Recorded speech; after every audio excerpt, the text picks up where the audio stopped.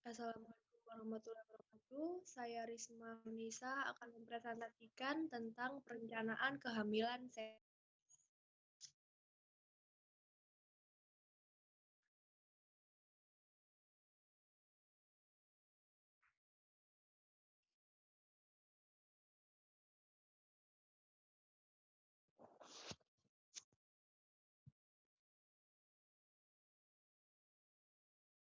Penyakit atau gangguan akibat PMI atau IMT underweight, overweight, obes sebelum hamil, saat hamil, dan nifas.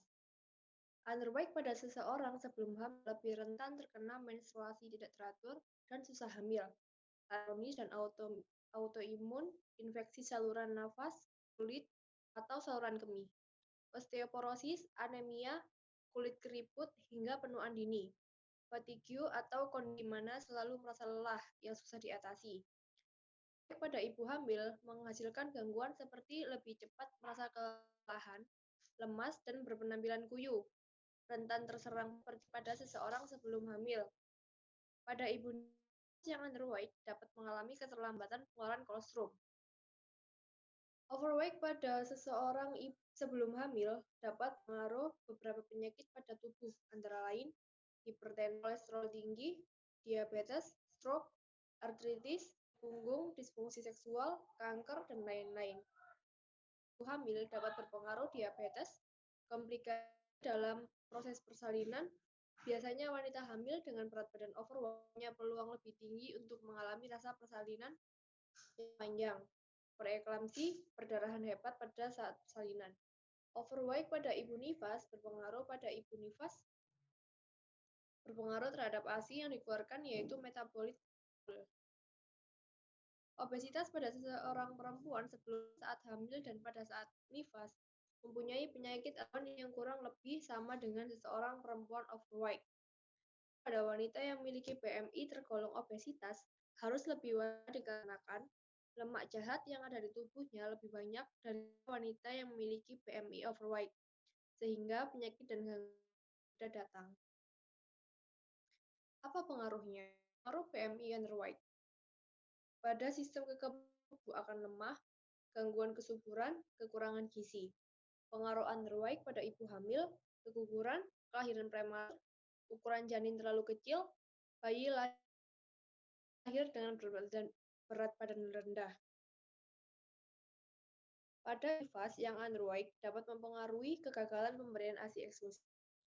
Pengaruh overweight pada seorang sebelum hamil lain dapat menyebabkan gangguan tidur, menyebabkan gangguan pada lutut dan pinggang, dikarenakan tubuh menopang beban yang berlebih, meningkatkan terkena kanker, diskriminasi, dan tidak percaya diri. Pengaruh overweight pada ibu hamil, kelahiran prematur, keguguran, kelainan bawaan pada bayi seperti cacat pada saraf, tulang, maupun penyakit jantung bawaan. Janin juga lebih beresiko meninggal dalam kandungan atau stillbirth.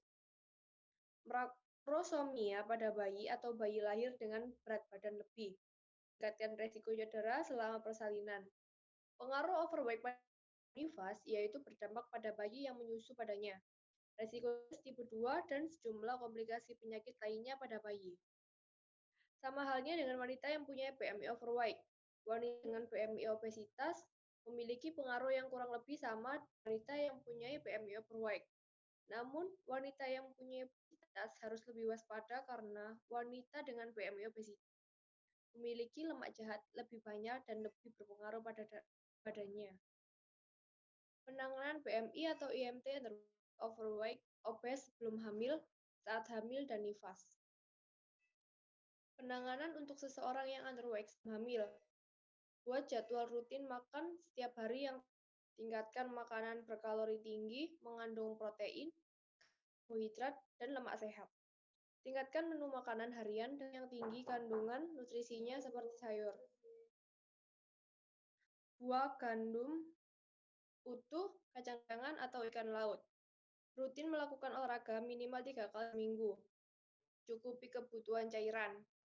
Pada ibu overweight, perlu mencoba beberapa cara. Jangan pernah melewatkan makan, terutama sarapan. Jika sulit menghabiskan makanan dalam porsi besar sekaligus, kamu bisa makan dalam porsi kecil sampai 6 kali sehari. Selalu sediakan camilan sehat, konsumsi susu pregnancy. Penanganan underweight pada ibu nifas sama dengan penanganan underweight pada sebelum hamil dan pada saat hamil, ditambah dengan pemberian vitamin dan konsumsi susu laktasi. Penanganan overweight saat sebelum hamil, olahraga harian, diet sehat, panjang untuk mengawasi apa yang dimakan dan diminum. Penanganan overweight pada ibu hamil, perbanyak asupan makanan seperti sayuran, buah-buahan, roti gandum, sereal, susu rendah lemak, dan lain-lain.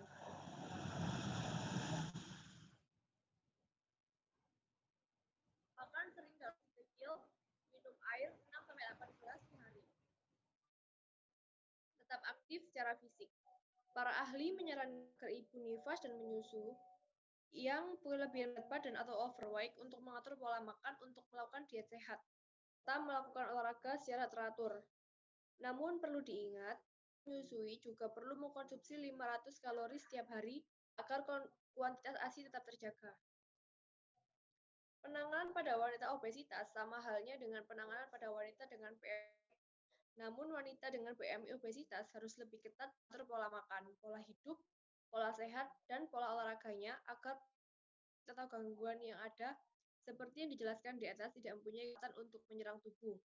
Namun juga perlu diingat, pada wanita sebelum hamil tetap harus memperhatikan makanan sehat yang dikonsumsi agar perencanaan kehamilan tetap berjalan dengan makan makanan sehat yang ada. Pada wanita obesitas hamil tetap menjaga pola makan dan pola hidup. Juga harus diingat bahwa ada janin yang ada dalam kandungannya, bukan nutrisi yang baik dari ibu. Pada wanita obesitas nifas juga harus diingat bahwa ada bayi yang membutuhkan kualitas ASI yang bagus dari ibu agar bayi juga tidak memiliki resiko seperti yang dijelaskan di atas. Rujukan.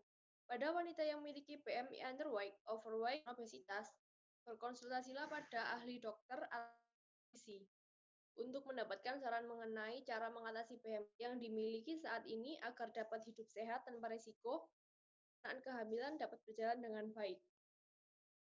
Pada orang yang memiliki BMI underweight, overweight, maupun obesitas, berkonsultasi dokter kandungan untuk mendapatkan saran mengenai cara menjalani kehamilan dengan sehat, termasuk pola makan dan aktivitas fisik yang dianjurkan. Pada ibu nifas yang memiliki BMI underweight, overweight, maupun obesitas, berkonsultasi dokter kandungan dan ahli gizi bagaimana cara agar tetap memberikan ASI dengan kuantitas yang baik untuk bayi dan untuk kesehatan. Terima kasih.